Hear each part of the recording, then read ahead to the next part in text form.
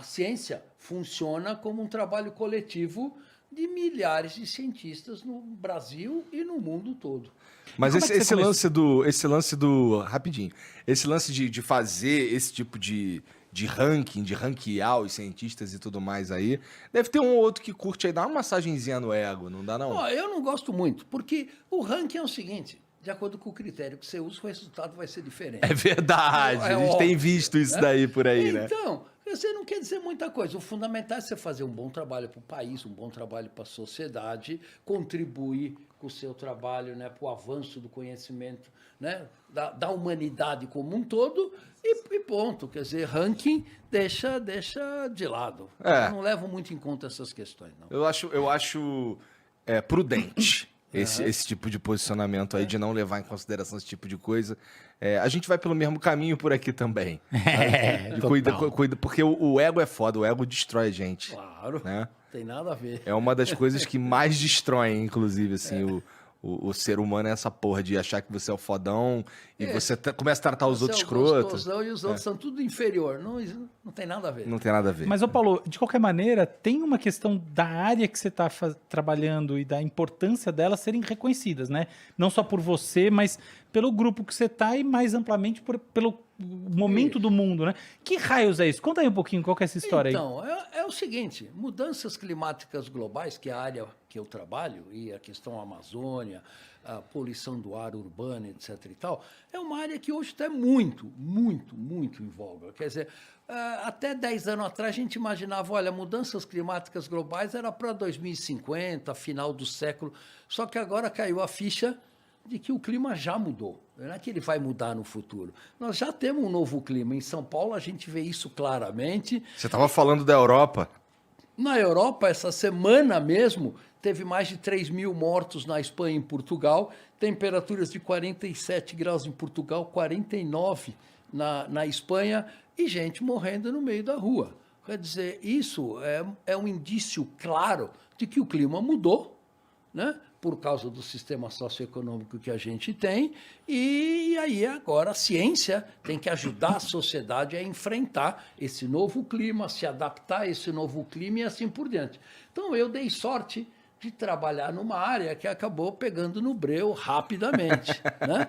Isso é sorte. Né? Tem outros pesquisadores brilhantes que trabalham, por exemplo, em matemática, onde o cara demora 20 anos para demonstrar um teorema. Né? Então, cada um dá a sua própria contribuição na ciência. Entendi. Sobre esse lance aí da Europa, na verdade, toda essa mudança climática que rola no mundo e tal, é isso que tu chama do antropoceno? Eu li alguma coisa sobre a tua vida e tal, e uma das coisas que mais me chamou a atenção é, porra, o que ele chama de antropoceno? Uma nova era geológica. Pois uma nova era de geológica. 2014. Gente, o nosso planeta tem 4,6 bilhões de anos, né? O universo nasceu há 13,6 bilhões de anos atrás, né? O novo telescópio mostrou isso, algumas fotos de algumas galáxias que nasceram antes do nosso sistema solar existir, né? Muito legal isso. E, bom, nesses 3,6 bilhões de anos, a vida foi evoluindo, né? Começou nos oceanos, foi para o continente, e só 200 mil anos atrás apareceu uma espécie, que somos nós. Né? Veja, foi ontem, apareceu, né? 200 mil anos, perto de 4,6 bilhões de anos, não é nada. Só que a gente está fazendo um estrago tão grande, transformando o nosso planeta, que a gente está colocando em risco as outras espécies e a nossa própria espécie. A isso a gente chama de antropoceno. Ou seja, a gente adquiriu uma capacidade de mudar, por exemplo, a composição da atmosfera com os gases de efeito estufa, que nenhuma outra das milhões de espécies que habitam o nosso planeta conseguiram. Então é uma façanha enorme, mas, por outro lado, é uma responsabilidade gigantesca, porque a preservação da biodiversidade do nosso planeta está nas nossas mãos. E a gente não está cuidando muito bem disso daí não, na verdade, né? Não, principalmente porque governos e empresas estão muito mais preocupados em ganhar dinheiro no curtíssimo prazo do que realmente pensar na sobrevivência da humanidade ou o que os meus filhos e os meus netos vão ter como clima no planeta. Então é um problema sério que a gente tem E a ciência tem muito para contribuir para isso. Você acha que é uma miopia em relação ao futuro ou você acha que é outra coisa? Não, não é miopia. É visão mesmo. Eles É enxergam intencional. Muito bem, claro. Então, conta aí intencional, como é que é essa visão. né? Conta essa Mas visão Não pra vamos gente. imaginar que um fazendeiro que desmata 10 mil hectares da Amazônia não sabe o que está fazendo. Claro que ele sabe. Vamos dizer que o Trump não estava sabendo o que ele estava fazendo quando joga bilhões de dólares na indústria do carvão. Sabe muito bem.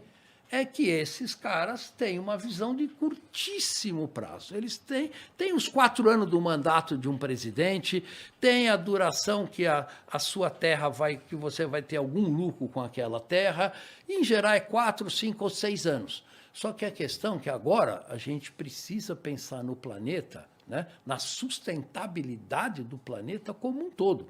E pouquíssima gente consegue fazer isso, mesmo de governo e mesmo de empresas. Então, por exemplo, as companhias de petróleo, Shell, Esso, eles sabem muito bem o que eles estavam fazendo desde a década de 50, jogando dióxido de carbono na atmosfera. Que isso ia aquecer o planeta, eles sabiam... Eles sabiam desde a década de 50? Claro, antes dos cientistas. Tem documentos que mostram isso claramente, né? Então, a questão do efeito estufa, por exemplo, todo mundo diz, olha, ninguém sabia disso.